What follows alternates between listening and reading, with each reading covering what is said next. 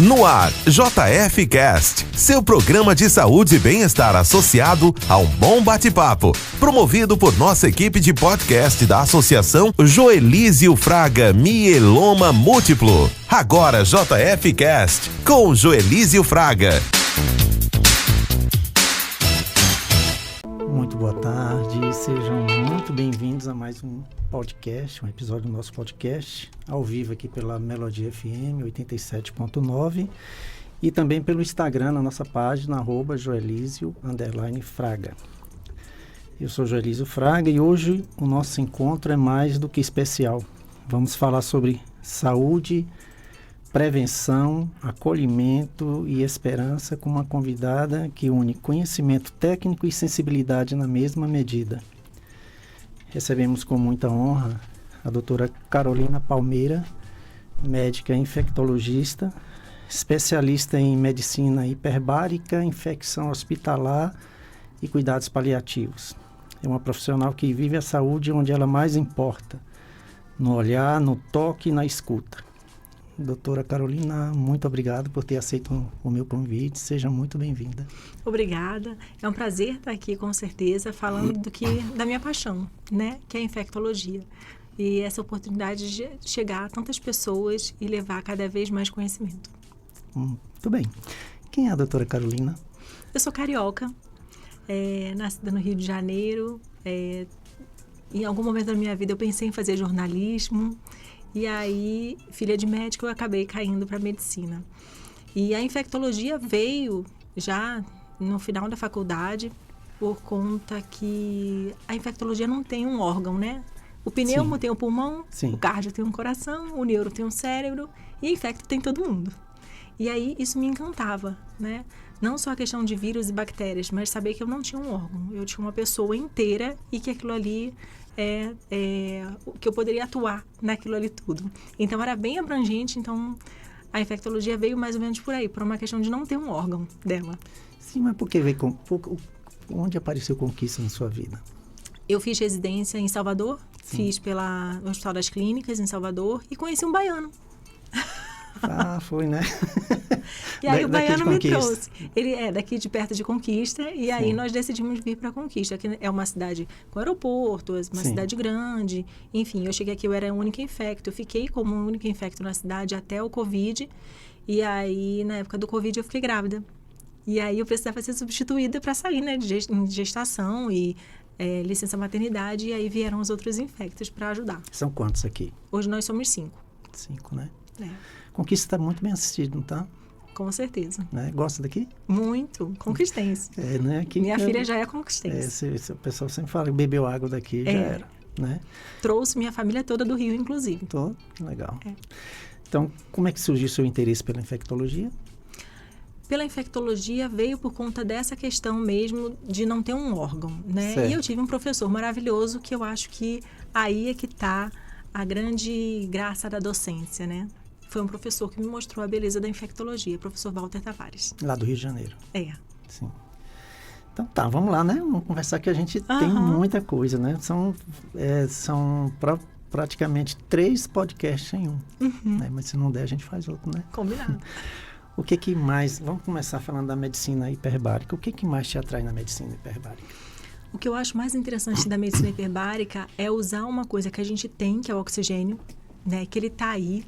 E que, sob pressão, ele faz milagres, digamos assim, né? Então, o oxigênio sob pressão dentro da medicina hiperbárica, ele vem para aumentar a celularidade, diminuir os quadros de infecção, né? Então, o que mais me encanta na hiperbárica é saber que uma coisa tão disponível, sob pressão, ela tem um poder tão grande.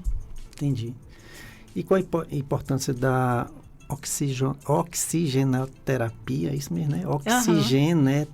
Oxigenoterapia hiperbárica em pacientes oncológicos. Principalmente para pacientes de radioterapia e quimioterapia, porque facilitam toda a parte de cicatrização deles, né? Ela vem com esse poder de cicatrização por conta desse oxigênio sob pressão. Então, as infecções, reduz a infecção, aumenta a celularidade e aí ela vem como um grande benefício. Aqui tem aonde? Aqui nós temos na Hipermed, né? E lá tem a câmara tanto multi quanto a mono. né? Então, a multi entram pacientes em conjunto e a mono entra o paciente sozinho. Entendi. Então, a senhora atende lá Na Hipermed. na Hipermed, só aqui. Isso, só. Só, né? Uhum. Pronto. Então, vamos falar agora, porque a gente vai tentar misturar um Tá. pouquinho, né? Mesclar, né? Para não ficar só focado num tema. Os cuidados paliativos ainda são muito mal compreendidos. Como é que você os define de forma clara e humana? Os cuidados paliativos, ele entrou na minha vida junto com a Infecto, né? Porque quando a gente fala de HIV, a gente precisa abordar todos os próximos do paciente portador do vírus, né? E não só a família. Então, muitas vezes a gente, infelizmente, perde o paciente, mas a gente continua com um vínculo com o familiar. E no Covid, eu percebi que eu precisava sistematizar um pouco mais do que eu já fazia por sensibilidade. E aí eu fiz a especialização em cuidados paliativos nessa intenção. E aí eu descobri, né, o quanto que ele realmente é muito mal compreendido, porque dentro da minha esfera, da Infecto, ele é muito bem compreendido. Né? Hoje em dia, receber um diagnóstico de HIV não é mais um atestado de óbito de jeito nenhum. Ninguém morre mais, né? Então, assim, eu vim vendo o cuidado paliativo, ele sempre fez parte da infectologia, até que não faz mais, né? E aí o Covid veio para falar assim, olha, mas eu ainda estou aqui, ainda tenho o Covid. Então, eu falei, não, eu preciso sistematizar o que eu já fazia por essa questão de sensibilidade. E aí, eu acho que a maior dificuldade hoje dele ser mal compreendido ainda é um preconceito. É achar que o cuidado paliativo é porque o paciente está próximo da morte. E a morte assusta, né? E o cuidado paliativo é para paciente muito grave, né? E que ele precisa de um acompanhamento, principalmente multiprofissional, para que ele tenha qualidade de vida até o fim. Eu sempre falo isso aqui, doutora, nos podcasts, que a gente tem que desmistificar essa ideia de que câncer é fim e paliativo é fim. Uhum. Né? Não Exatamente. Né? Não é. Então, é uma questão cultural. Eu sempre falo que você toma 10 medicamentos para o coração numa boa, mas toma um para o câncer, ai meu Deus, vou morrer. Não é assim? Né? Então, a gente tem que quebrar. Então, eu acho que a qualidade de vida do paciente oncológico depende muito de um bom começo. Né? Ter um diagnóstico precoce, né? Começando cedo, ele pode ter uma vida muito... A questão emocional. Né? Tem todo um conjunto, né? Sim. E lembra que nós tivemos aqui com Martinha, que é enfermeira paliativista, e aí ela falou um negócio bem interessante, muito até engraçado, que ela entra nos consultórios com o nomezinho dela lá, Martinha, enfermeira paliativa. Aí o paciente já fala, vou morrer. Né? Então, tem que desmistificar mesmo. Né? E eu acho que já foi pior. Né? Com foi certeza. pior. Hoje, graças a Deus, nós temos visto muitos pacientes que têm revertido com o tratamento paliativo. Né? Sim. Né? Até com, sobrevida é excelente. Até com mieloma mesmo. Tem casos de pacientes assim que estavam assim, sem chance. E aí os paliativos foram lá cuidar e hoje ele está bem. Né? Vamos lá. Cuidados paliativos ainda são muito mal compreendidos, infelizmente, né? E qual é a maior barreira no acolhimento de pacientes em cuidados paliativos hoje? Eu acho que é a dificuldade de comunicação, né? E aí, quando a gente fala em comunicação, a gente entra também na situação de dificuldade dos desafios de tomar decisões, né? Então, são decisões que têm que ser sempre tomadas junto com a família, sim, né? De acordo com a condição sociofinanceira, de acordo com a comunidade em que vive. Então, hoje, quando a gente fala de um paciente paliativo, a gente abrange muita coisa, né? A gente abrange a parte não só social, mas espiritual. Então, a gente precisa quebrar muitas barreiras. Então, eu acho que o grande desafio é a comunicação e a tomada de decisão que não é de uma pessoa só. Sim. Não pode ser de uma pessoa só. É complexo, né? É muito complexo. A senhora, eu sempre falo que o médico, para ser um paliativista, um oncologista, ele tem que primeiro ter uma vocação, amar o que faz, né? E a gente vê muito hoje uma carência, uma ausência de médicos comprometidos, infelizmente, né? E eu fico muito feliz em receber uma médica como você, vou falar você, né? Como você, e que você tem uma energia muito boa. Nossa, você tem uma energia boa. Isso passa muito segurança para o paciente. Isso é importante para o médico, né? Eu tenho um médico, Dr. Leonardo Cunha. Ele foi quem me acolheu, me deu o diagnóstico do mieloma, e hoje amigão. Eu não vivo sem ele mais. Né? Ontem foi aniversário dele, antes de ontem foi aniversário dele, então a gente tem uma sintonia, uma amizade, isso é importante, né? Então o médico, né, é fundamental para o tratamento do paciente. Olha, eu estou aqui, lá em São Paulo, no dia 13 nós vamos estar fazendo um evento no Hospital Amaral Carvalho de Jaú. Já ouviu falar? Não. Ele é um hospital, ele é o maior hospital de transplante de medula da América Latina. Fica em Jaú, próximo a Lins, onde nós temos a associação. E Márcia, que é a nossa representante, está fazendo brigadeiros para fazer um evento lá no setor de paliativos, lá no hospital. Né? Então a gente sempre está lá, sempre estamos fazendo ações, tanto na parte de pediatria oncológica, aqueles bichinhos tudo carequinho lá, tudo bonitinho, sabe? Nossa, e a gente tem vontade de pegar pra gente, né? E no setor dos cuidados paliativos, sempre nós estamos fazendo. A diretora lá, a coordenadora do setor é a doutora Juliana, que é a nossa embaixadora, né? Uma pessoa muito parceira nossa lá no nosso trabalho. Nós temos um trabalho muito forte lá em São Paulo, né? No interior de São Paulo. E tá lá, ela tá com a mão na massa lá, já mandou um recado aqui no Instagram, tá com a mão na massa lá, fazendo os brigadeiros lá pro evento lá no setor dos paliativos. Voltando para infecção. Infecção está lá. Quais são os principais mitos que ainda cercam esse tema, doutora? Eu acho que o principal mito da infecção hospitalar que a gente bate em toda a campanha é acreditar que a mão não leva a bactéria. Né? O grande mito é fazer com que as pessoas acreditem que a bactéria ela é um grande carreador de vírus e de infecção de uma forma geral.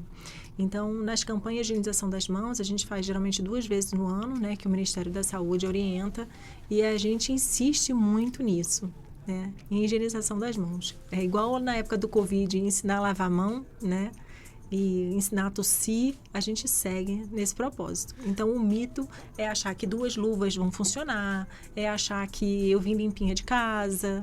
Então, isso tanto para o acompanhante, né, do paciente, que não compreende, quanto a própria equipe de saúde, às vezes. Você fala que, então, lavar as mãos é fundamental. Fundamental.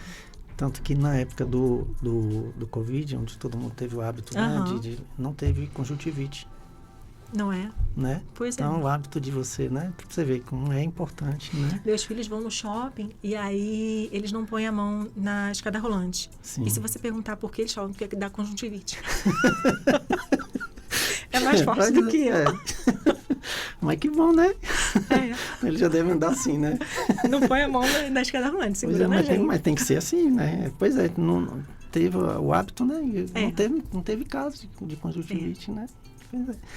Como os hospitais podem melhorar a prevenção dessas infecções, doutora? Principalmente através de educação e da conscientização. É nisso que eu acredito piamente todos os dias, educar e conscientizar. Né? Seja em qualquer situação da medicina, eu acho que o caminho é sempre esse. E aí os hospitais têm que bater firme nisso, porque às vezes você educa, você conscientiza e no final você tem que punir. Né? Então, não tem jeito. Né? São regras que têm que ser seguidas. Então, educação e conscientização. Eu fiquei 1 ano e meio atrás, eu tive uma pneumonia daquelas que eu tô aqui por milagre. Foi quase que eu falecia. E eu fiquei na UTI 10 dias e eu vi a briga do pessoal em impedir de entrar. O povo querendo entrar no UTI, entendeu? E eles lá não compreendem. Então, acho que a questão é educacional mesmo. Né? E eles brigavam com os coitados lá dos enfermeiros querendo entrar. Eu quero ir, mas não pode. Né? A pessoa está lá debilitada, imunidade baixa, enfim. Eu acho que a questão é educação mesmo. Existe um protocolo ideal para o controle de infecção que deveria ser padrão em todo o Brasil? Existe, né? Existe esse protocolo, a Anvisa, ela traz esse protocolo e uma vez seguido, cada vez mais nessa regra, os hospitais vão ganhando as zonas, né? Zona 1, Zona 2, Zona 3. Então, esse protocolo, ele é difundido, ele é cobrado muitas vezes, né? Mensalmente, o hospital tem que dar notícia para divisa, que são as regionais, né, do estado, das suas infecções. Né, sejam elas quais forem. Então, a gente precisa dar notícia para o governo. Então, a Anvisa, ela ensina e ela cobra. Então, você tem que estar sempre mantendo Relatórios. Sempre, relatórios mensais. Qual é o pior problema que você enfrenta aqui em Conquista? Não, aqui em Conquista, acredite, não, eu não tenho esses problemas. Eu escuto meus colegas dos outros lugares falando e hoje a gente não tem um índice de infecção assim tão grande. Eu falo pelos hospitais onde eu trabalho, mas eu tenho os outros colegas também nos outros. Então, não é nada assim assustador. Preocupante não, né? Não, aqui é tranquilo, inicialmente né? não. Tranquilo, Ainda assim. Graças a Deus, uma boa notícia, né? É. Como lidar com a resistência bacteriana em ambientes hospitalares? Eu acho que essa educação, ela precisa vir mostrando toda a importância, né, do uso de EPI, do que acontece se realmente essas regras não forem cumpridas. Então, eu volto para a questão da educação, né, e aí eu acho importante falar da prescrição adequada dos antibióticos também. Né? Então, eu sou professora da UNEX e a nossa intenção é sempre pegar lá já do início, né, que antibiótico usado de forma incorreta também mata. Sim. Né? Então, não a gente tem várias pontas, são vários desafios multifacetados aí que a gente precisa atuar. Né? Desde o médico prescritor até o próprio paciente, que ele também precisa conscientizar que ele precisa vacinar, né? Ele precisa também contribuir para evitar essas infecções, que tem as vacinas para pneumonia, enfim. Então, é toda uma abrangência. Vamos fugir um pouquinho aqui, falando da questão da vacina. Eu gosto sempre de falar com o profissional que vem aqui para alertar o pessoal da necessidade de vacinar.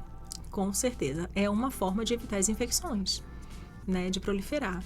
Eu costumo dizer que se você tem alguém que você ama, você precisa vacinar, né, porque você vai levar isso para dentro de casa. Né? Ah, mas eu moro sozinho. Mas você ama alguém, não é possível, né? E você tem que poupar essa pessoa. Então, a partir do princípio que você tem que se cuidar, é a vacina. E aí você vai estar cuidando do outro. Pois é. Mas aí virou um problema sério, né? O pessoal não está vacinando. Até pacientes que a gente acompanha são resistentes. A gente vê agora da influenza também, quanto que foi baixo, né? Pois é. Isso é preocupante. Na cobertura. Né? Preocupante. Eu tomei toda a minha tabelinha de vacina, a coisa mais linda do mundo. Tudo azulzinho. São duas. Porque no transplante... É completo. No transplante, você perde toda a memória medular, né? Então, você tem que tomar a vacina desde o início. Eu tomei a da Covid 2 vezes, antes do transplante, depois cheio. E lá não, no Ministério da Saúde, ele não, não substitui. Ele fica lá a relação, desde a primeira. Então, eu já tomei 10. Ele falou, mas por que você tomou tudo? Eu vou explicar. Porque apagou tudo. Isso aí era para você ter apagado aqui, mas o sistema não é, né? Então, a gente tem, doutora, a gente ainda tem essa resistência por parte Voltamos para a educação. Pois é, impressionante, né? De que eu não vou nem falar o que eles me perguntam. Ah, a vacina fez isso. Será que eu não estou com isso porque foi a vacina? Sabe? São as coisas assim que você não tem lógica, né? Mas vamos lá. Quais são os desafios de comunicar mais notícias, as más notícias em ambientes hospitalares? O ambiente hospitalar, muitas vezes, ele se mostra muito hostil, né? E, às vezes, a gente não tem nem um ambiente propício, né, para esse tipo de conversa. E isso é o que eu sinto muita falta, né? Da gente ter um ambiente que você consiga conversar com calma, que você tenha tempo para esse paciente, para que você alcance realmente as necessidades que são completamente individualizadas. Então, eu acho que a maior dificuldade hoje é essa questão mesmo de você ter um momento com o familiar, com o paciente. Existe uma pressão da equipe para que seja definido logo o que vai definir, o que vai resolver, o que vai fazer. Então, a gente precisa de tempo. Tempo e o melhor momento mesmo para que seja abordado. O ambiente hospitalar é difícil essas conversas. Imagino. A família é papel fundamental nisso. Com certeza. E aí você precisa trazer esse familiar para dentro de um hospital, que muitas vezes, vamos falar pelo SUS, né? Não tem esse ambiente, não tem uma salinha, não tem um lugar onde ele consiga não ouvir as reclamações dos outros pacientes, enfim. Pois é difícil.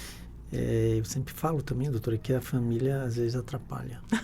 É sério, eu tenho família e sei. Eu falo experiência própria. Entendeu? Eu fiz todo o meu tratamento sozinho, mas não foi egoísmo, foi até por proteção, né? Até por proteção. Mas não é fácil. Mas é por isso que a gente fala que é individualizado. Às vezes fala assim, não, sem o meu familiar eu não vou. Então, tem essa questão, vamos individualizar, é individual. E aí a gente precisa desse tempo para poder, né, tem que compreender. Respeitar, né? Tem que respeitar, né? Cada um. Olha só, nós estamos com... quiser fazer alguma pergunta aqui no nosso Instagram, viu? Fique à vontade. Nós temos tempo aqui, apesar que tem muita pergunta, eu acho que vai ser para 2 podcasts, né? É muito interessante, porque é pouco falado isso, né? A senhora já deve ter observado isso, que a gente fala pouco disso aí, é um tema extremamente importante. Né? Infecção mata, né, doutora? Como equilibrar tecnologia e empatia no cuidado com o paciente? Tá vendo que eu estou misturando tudo aqui, mas ela já está sabendo, que ela está com o roteiro dela ali. Eu já avisei ela que ia ser assim. Está tudo sob controle.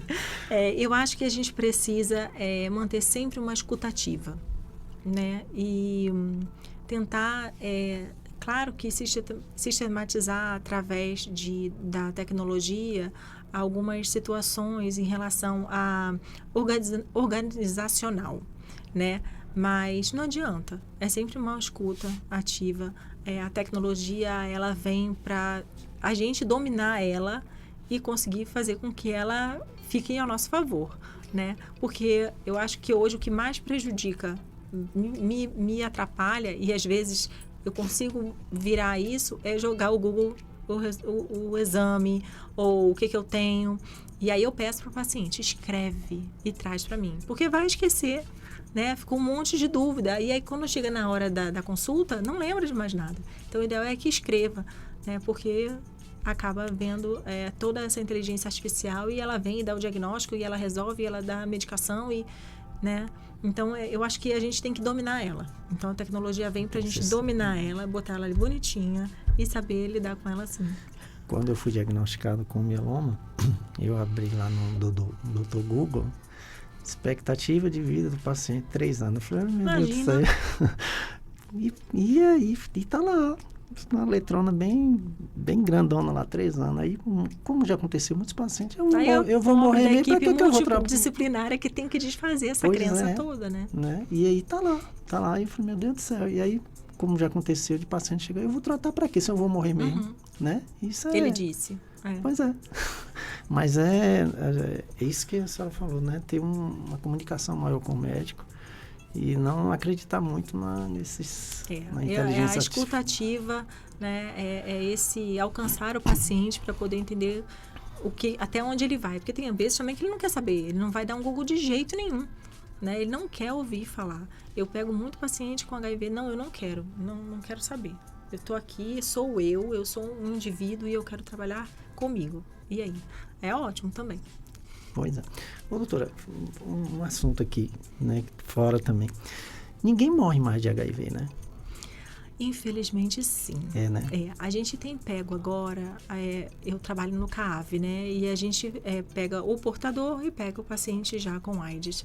E a gente tem visto um número crescente, né? O paciente, muitas vezes, ele faz os testes de HIV como se fosse prevenção. Quando a gente recebe o paciente de HIV, fala assim, por que você fez o teste?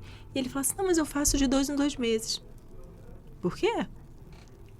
Né? Então, assim, hoje a gente tem a PrEP, a gente tem a medicação via SUS que você utiliza para que você, não usando preservativo, você não pegue o HIV. Né? Então, por que está fazendo o teste de 2 em 2 meses? Então, aí vem a educação também. Mas então, esses aí morrem. Morrem. Eu estou falando aquele que mantém Não, doença bem tratada é igual isso saúde. Que eu tô falando, não morre doença mais, né? bem tratada é igual a saúde. Então, a ideia é que todos os médicos, desde o início, comecem a pensar em HIV. Né? Eu fiz uma palestra há uns 6 meses atrás, quando pensarem em HIV. E os transplantados do Rio de Janeiro, lembra? No ano passado. Sim. Então, que bom que teve um médico que pensou em HIV. Né? Então, tem que pensar em HIV e sempre oferecer o teste. E aí, quanto mais cedo a gente pegar, né? O objetivo do Ministério da Saúde é esse, 95, 95, 95. 95% das pessoas que tenham, eles saibam que tenham, 95% usem a medicação e 95% estejam indetectáveis. É a meta. A meta, né? 2035. Teve um paciente com mieloma múltiplo na Inglaterra que fez o transplante de medula e curou. Negativo, Né? Uhum. Ele com mieloma, ele fez o transplante de medula, chegou lá e ele tinha um HIV né? E sumiu, graças a Deus, né? Exatamente. Você acredita que os profissionais de saúde estão sendo suficientemente preparados para trabalhar com dor, morte e luto? Não acredito. Mas a gente, eu como docente, venho defender. A gente vai tentar, a gente está tentando. Porque o médico, quando ele entra na faculdade, ele quer salvar. Ele vai fazer de tudo para a saúde. Ele, na maioria das vezes, entra na faculdade acreditando que a saúde é falta de doença. E a gente começa a desmistificar daí. Saúde não é falta de doença, é qualidade de vida, né? Então, a gente começa a trabalhar com isso. E tem limitações. Então, eu acredito que o docente ele tem essa responsabilidade muito grande de modificar esse cenário. Porque também, eu falo baseando no paciente com oncológico, ele o médico é psicólogo, ele é tudo. Né? Então, ele tem que conviver até com a morte do paciente, né? E quantas vezes eu acompanho vários, eu tenho muitos médicos amigos, e às vezes não conversar, a gente já sente que ele absorveu a morte de um paciente, sabe? E não é fácil. Não é fácil. É muito complexo e aí precisa o quê? É aquilo que eu falo, que é o médico de vocação, né? Que acolhe, que cuida, que acompanha, que vive. Eu acompanho, eu tenho amigas geriatras e elas fazem a avaliação em domicílio. Nunca que ela vai avaliar o idoso, ela vê a família, né? Ela chega lá, depois que o idoso se vai, ela segue com a família. Então, assim, é absorvido por é uma comunidade, né? Não é um paciente. Pois vira um casamento, viu? Vira um casamento. Né? Eu falo para doutor Leonardo, doutor Anderson lá de Belo Horizonte, falou, já era, só a morte não separa. Ô, doutor, em que momento você percebe que o paciente precisa mais de escuta do que de intervenção? Quando a gente consegue alcançar esse paciente nessa situação de individualizar ele, a gente percebe isso, né? Porque aí ele vai trazer as suas angústias através dessa escuta ativa. E aí, muitas vezes, na minha experiência com HIV, não tem como. O primeiro contato dura 1h30. Não existe menos, praticamente, né? Porque são muitas coisas envolvidas. Então, a escuta aí, ela é fundamental. E a individualização. E nem sempre ele quer um remédio, não. Ele quer contar uma história, ele precisa, né, expurgar isso, né? Então, a gente já vê que ele já vem preparado. Escuta, né? E a gente tem uma equipe de psicólogos no CAAV e não é isso aí. Nós somos também. Imagina. Né? Esse paciente, quando vem, ele passa por uma equipe de triagem para chegar a você. Sim. Né? Né? Antes, então você psicólogo, no CAV a gente tem psicólogo, urologista, psiquiatra, dentista, enfermeira, assistente social, médico. É uma equipe bem composta e cada um ele vai escutar. Né? O paciente ele tem histórias para contar e a gente abraça mesmo. Que legal, né? E assim como o câncer, quem tem o HIV convive sempre com aquela cultura da morte, né? E a gente vira uma grande família mesmo. Ali E acaba absorvendo, né? Sim. E não tem como não conviver junto, né? Com os problemas, né? E anseios, enfim. Não é fácil, não. Desafiador. O que um familiar pode fazer para colaborar com o cuidado e prevenção de infecções? Foi o que eu falei. Eu acho que principalmente conhecer a doença do seu parente, né? De quem ele estiver acompanhando. A partir disso, conhecendo essa doença, evitar as visitas que não sejam extremamente necessárias. Eu acho que essa questão da higienização das mãos, estar vacinado, usar o EPI, a máscara, se for necessário. Esse negócio que a gente, às vezes, ainda tem muito cultural, né? A criança nasce, você vai visitar. Gente, não vai. Deixa a criança ter pelo menos 2 meses de vacina, né? Para fazer uma visita. Enfim, as minhas amigas que têm filhos, elas já sabem que não vai ter minha visita. E eu desaconselho, né? Então, eu acho que o familiar ele precisa estar consciente da doença. E aí volta a educação. Essa criança que você falou, e a gente fica assim também, viu? Depois do transplante. Do mesmo jeitinho, a gente fica... Sem visita. Sem visita. São no primeiro 3 meses antes das vacinas, a gente não pode ter contato com criança, animal, planta, né? Então, evitar muita coisa que a gente... E aí dá a importância de estar ao seu redor, todo mundo saudável, vacinado, sim. né? Mantendo aquela higienização, enfim. Isso eles são bem categóricos. Quem estiver perto de você, sua família tem que estar vacinado também. Isso. Né? Que é proteção. Porque não adianta você manter ali e estar junto com pessoas que tá nem aí, né? Não estão ligando. Voltando para a hiperbárica. Como é que a medicina hiperbárica pode ajudar pacientes com feridas crônicas ou osteonecrose relacionada a bifosfonatos? Através dessa pressão do oxigênio, facilitando a cicatrização. E aí, quando facilita a cicatrização, com essa maior permeabilidade de vasos, ele também reduz a infecção. Então, não é só de uma forma, né? A hiperbárica, ela vem aí num contexto de tríade, né? Para facilitar tudo isso. Agora, quando a gente fala em hiperbárica, as pessoas muitas vezes acreditam que é uma sessão. Não são, é no mínimo 10 sessões, né? Explica direitinho para quem não conhece o que é. A hiperbárica é uma câmera, né, onde você entra com o corpo inteiro, você põe a máscara e você respira o oxigênio inicialmente a 100%. Diante disso, ele vai atuar em todo o corpo com essa maior oxigenação de todas as células. E aí aumenta a cicatrização, diminui o quadro de infecção e demora mais ou menos 45 minutos dentro dessa câmera. Né? E faz aquela sensação de avião, ou então de descer a serra, né? Sim. Aquele entupimento no ouvido, já que é sob pressão. Então, às vezes a gente pede até para usar um chiclete, alguma coisa, e são muito poucas contraindicações. A gente, por exemplo, criança pode entrar com pai, com mãe, não tem problema, né? Às vezes recém-nascido pode entrar também, não tendo contraindicação, nenhum problema auditivo. Então, a gente tem uma gama aí de benefícios da hiperbárica. É pouco difundido, não é, doutora? É pouco difundido, mas agora a sociedade ela tem aumentado, né, essa divulgação. Porque pelo SUS, por exemplo, ela só é liberada para pé diabético. Mas pela ANS, os planos de saúde, ele já está liberado. Né? Porque o pessoal pensa que é radiativo, não é? Não, mas é oxigênio. Pois é, mas o pessoal pensa que é um negócio grande daquele jeito, grande, né? Então, acho que precisa também, né, o pessoal desmistificar. Conhecer e desmistificar, né? Porque ele tem um papel fundamental no tratamento, né? Com certeza.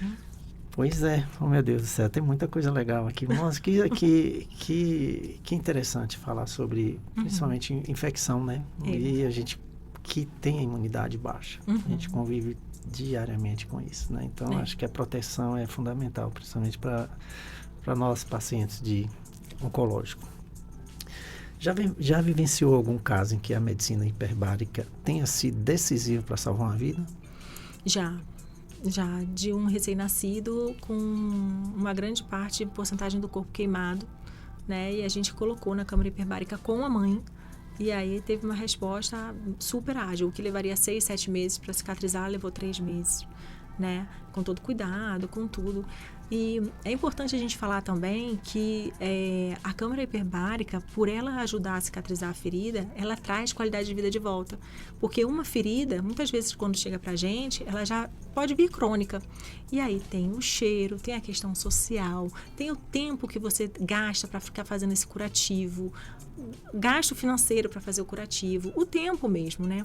E ela vindo para acelerar essa cicatrização, está salvando várias vidas, inclusive, né? Sim. Porque existe todo esse mal-estar, toda essa preocupação mesmo, né? Se vai virar uma sepse, né? O paciente chega muitas vezes assustado, não cicatriza, né? E muitas vezes precisa de uma intervenção de um vascular também para avaliar se é uma questão arterial, venosa, enfim. Bem multidisciplinar também. Interessante. Onde é que te encontra? Me encontra em infecção. Porque não adianta colocar a câmara hiperbárica se eu não fizer uma cultura de um fragmento e souber qual a bactéria e não usar um antibiótico de repente adequado. Então, é um conjunto de situação, né? É a higiene da ferida, tratar a ferida com antibiótico adequado, se realmente for necessário, e ainda aumentar o tempo de cicatrização dela. Tá, o tratamento hiperbárico, ele sempre adjunto, ele nunca é único. Entendi. Ele vem é um conjunto, agregado. Né? Interessante. Ele agrega. Tudo bem. A senhora só me dá uma licencinha, só lhe dar um recado aqui. Amanhã, 7 horas da manhã, nós vamos estar fazendo um mutirão de exame do eletroforese de proteínas com as pessoas vulneráveis, né? E vamos estar lá na sede da Patrulha Solidária da Polícia Militar, na Avenida 7 de Setembro. Nós vamos estar lá com a doutora Welma, a Martinha, a Capitã Alice. Vai ter a cobertura da TV UESB, vai ser muito legal, um café. E nós vamos estar lá com o pessoal também do análise, né? Laboratório, vai estar lá coletando. Torcendo que não encontre ninguém com mieloma, né? Mas pelo menos a gente está tentando, investigando, né? Para ver se... Quanto mais cedo, melhor. Mais cedo, melhor, porque o mieloma, ele é muito cruel, né? Ele é muito impiedoso. Os sintomas dele são muito parecidos com doenças comuns, então a intenção nossa é fazer com que aquelas pessoas que nós fizemos a triagem, que estão queixando desses problemas, dores lombares, anemia, insuficiência renal, bebendo muita água, fraqueza, então tem uns sintomas assim muito parecidos com o do mieloma. Então nós vamos investigar esse pessoal, né? Torcendo que dê tudo certinho para eles, né? Mas a gente vai fazer a nossa parte. Então amanhã 7 horas, a partir de 7 horas, lá na 7 de setembro, lá na sede da Patrulha Solidária, e desde já agradeço ao Coronel Paulo, né, que fechamos essa parceria para fazer, esse vai ser o primeiro de vários, né, durante o ano. Nós já estamos fazendo em São Paulo, lá em Lins, com o apoio lá da Bracol. E aqui nós vamos estar iniciando e saindo, espalhando aí pelos bairros, né, para fazer esse trabalho, para descobrir se tem ou não tem, né, rezando que não tem, né. Doutora, essa é uma ação única no mundo. Uhum. Ninguém nunca fez isso, né. E é um exame, o eletroforese custa R$7 no SUS. Nossa. Muito, muito barato, muito barato, né. E o nosso trabalho também é de orientar até o próprio médico, né, a ter o hábito de prescrever, né, naquela queixa, investigar melhor, né, principalmente o ortopedista, que um dos principais fatores de sintomas são as dores, né. Então, mas nós vamos chegar lá, a gente está fazendo aquele trabalhinho de formiguinha, né, mas já faz já vai servir para alguma coisa, se Deus quiser. Você acha que o SUS está preparado para ampliar o acesso à medicina hiperbárica? Acho. Acha, né? Acho sim. Ele vai aumentar aí de pé diabético, se Deus quiser. A gente tem indicações excelentes, né, para essa questão de queimadura, osteomielite, né? Então a gente tem muitas boas indicações. Então eu acredito em breve. Se Deus te ouça, né? Tomara. Qual a sua principal limitação para fazer um trabalho bem feito aqui? Tipo assim, não é que... Deixa eu te perguntar direito. Qual a sua principal limitação para você fazer um trabalho mais amplo? Somente com relação à hiperbárica, ao paciente carente. Não, eu não vejo essa limitação, não. Não, né? Não, porque hoje a CESAB, ela tem um contrato com a hiperbárica, a prefeitura tem um contrato com a hiperbárica, inclusive de curativo, então hoje não é um problema. O acesso é bem fácil, até. Que bom. Bom saber dessas coisas, né? Também tem notícia boa. Sim, com né? certeza. Tem notícia boa. Eu fico feliz porque a gente está vendo a população doente e precisa desse carinho, desse apoio, desse acolhimento, né? Então, tendo isso aí, a gente fica feliz. Existe espaço para espiritualidade no cuidado clínico, na sua visão? Com certeza. A própria Organização Mundial de Saúde, ela já preconiza isso, né? O paciente, ele tendo uma crença, ele tendo essa questão da espiritualidade, é como se fosse um anzol, vai puxar ele em algum momento, né, para benefício. Então, acredito sim. Inclusive, isso hoje já faz parte da anamnese, né? Qual a sua religião? Eu sou agnóstico, mas você acredita em Deus? E aí, é cristão? Então, sim, seja ela qualquer espiritualidade que for, né? Ela faz parte hoje da anamnese que é importante a gente conhecer. Fundamental, né? É, Quem é a pessoa sem fé, né? com certeza. Né? Acredito nisso. Nossa, eu agradeço todo o sucesso do meu tratamento a um Deus superior que me sustenta. Né? Eu fico assim conversando, batendo um papel com ele, e eu sei que ele fala assim, vai lá, passa todo o processo de um paciente do mieloma, você vai sentir, tomei 96 comprimidos de morfina em um mês, vai sentir as dores, vai passar todo o processo, vai ter o transplante, eu vou cuidar de você para que você cuide dos outros. Isso eu sinto que é assim, né? Que é o nosso propósito, né? Então, sem Deus, nossa, acho que é impossível, né, doutora? Acredito nisso, piamente. Pois é.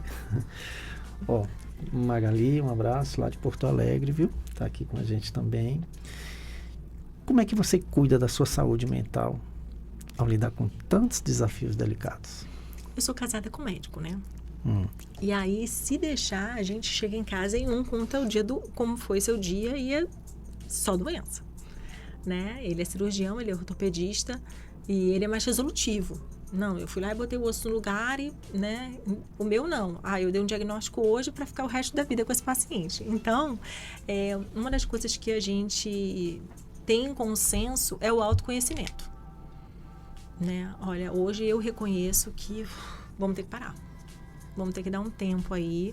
E aí a gente tira a nossa folga, né? Seja a folga só de conversar sobre isso, seja uma folga... Nossa fuga, rota de fuga é a roça. A roça, né? É a roça. Não tinha roça jeito. lá no Rio de Janeiro? Não tinha. Mas eu acho que eu era menos desafiada lá. Né? E eu tenho uma base familiar, né? Eu tenho uma rede de apoio bem interessante, né? Eu tenho uma avó de 98 anos, ainda lúcida. Então, enfim, meus pais vieram morar em Conquista para serem avós, então eles vivem, né, a vida deles, mas eles são muito avós, 50% do tempo. Então, eu tenho essa rede de apoio para poder... E é isso, mas eu acho que o autoconhecimento é fundamental. É a hora que a gente para e fala assim, cansou, né? Vamos parar um pouquinho? Não adianta você não cuidar, você não cuida. Não adianta, não cuida. Não cuida, né? Tem quanto tempo você está morando aqui? 10 anos. 10 anos. Aí sua família veio junto com você? Não. Eu vim porque eu tinha passado no concurso da prefeitura e vim para o CAF. Entendi. E aí, eu tive meu primeiro filho e fiquei indo para o Rio, né, passeando. Para ter o segundo filho, aí eu tive que falar, olha, eu preciso de uma rede de apoio próximo, né? Não adianta, vocês estão longe de mim. E eles já aposentados, e eles fizeram a mala e vieram atrás do segundo neto. Que legal. É bom que tá uma cidade boa, né? Não tem as praias lá do Rio de Janeiro. Mas não tem a violência, né? Não tem os morros lá, aqueles morros perigosos, né? Né? Mas a Conquista graças a Deus, eu conheço várias cidades, já morei também em algumas cidades, e a gente vê a qualidade de vida daqui. Sim. Né? Tem um colega seu que estava vindo uma vez de Salvador, e ele falou um negócio interessante. Ele falou, eu tô indo morar em Conquista, já estou trabalhando, sou cirurgião, sou cirurgião, e eu faço uma coisa em Conquista que eu nunca consegui fazer, almoçar em casa. Ai, adoro. Né? Eu não conseguia fazer, como São Paulo, Rio, ninguém consegue, né? E aqui ele vai, almoça, dá tempo até tomar um banhozinho, descansar e volta novinho. É verdade. Né? Ele falou, eu produzo muito melhor. No meu caso, é buscar as crianças na escola. Né? Eu não levo, mas busco. E é ótimo, né? Porque você já vai ouvindo como é que foi amanhã, vai fazendo parte da vida, né? E vai contribuindo também com isso. Porque os meus filhos, eu tenho um filho de 9 anos, e quando eu decidi fazer a especialização em paliativismo, nossa, ele me fazia perguntas horríveis. Ele disse, por que você está fazendo isso? Mas você é médica, não é para lidar com a vida? Eu falei, olha, vai me provocar dentro de casa, que legal. Vamos começar de casa já, e explicar para ele por que eu estava fazendo isso, né? Então, é desafiador, até dentro de casa. Pois é, né? Eu acho que esse contato, até no meio do seu trabalho, você ir e voltar, já te deixa mais renovada, né? Sim, né? Também. E ele me falou isso, ficava muito interessante. Porque a gente tem costume, né? A gente aqui vai, né? Vai, almoça em casa e tal. E ele não, eu não conseguia almoçar em casa, em Conquista eu almoço em casa. Né? Olha, o tempo tá passando, né? Para finalizar, doutora, que mensagem você deixa para pacientes, familiares e profissionais de saúde que nos acompanham?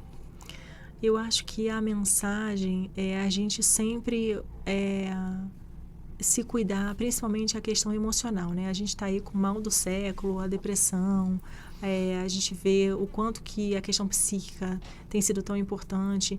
Então, eu acho que a mensagem é essa, é para cuidar não só do corpo, mas a questão mesmo emocional e espiritual. Pois é, acho que é o que nós estávamos falando. A ausência de Deus está muito grande, né? A gente está com uma falta de esperança, uma falta de fé, né? Isso tem contribuído bastante para que o pessoal continue doente, né? Em cada esquina uma farmácia. Isso. Pois é. Eu só tenho que agradecer, viu, a sua presença, alertando mais uma vez que amanhã nós vamos estar lá, né? Participe dessa campanha junto com a gente, é fundamental, porque nós vamos estar salvando vidas. É uma doença, o mieloma é uma doença muito, muito cruel. Ela tem uns sintomas que realmente machuca, maltrata e que precisa realmente ser diagnosticado cedo para que não sofra, né? E eu vou deixar aqui, doutora, um brindezinho para marcar o nosso encontro. Obrigada. Viu? Que o podcast está à sua disposição, tá? Obrigada. Bonitinha, né? Sim, com certeza.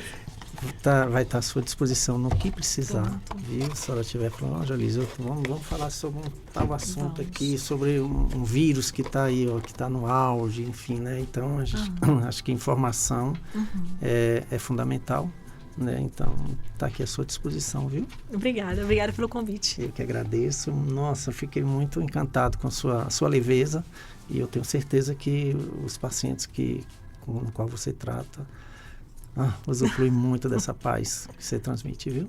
Obrigada. Tá? Que Deus continue te abençoando. Amém.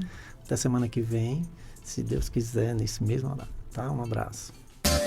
Você ouviu o JF Cast, um podcast produzido pela Associação Joelísio Fraga Mieloma Múltiplo. Saiba mais no Instagram, @Joelísio_Fraga. No YouTube, AJFMM.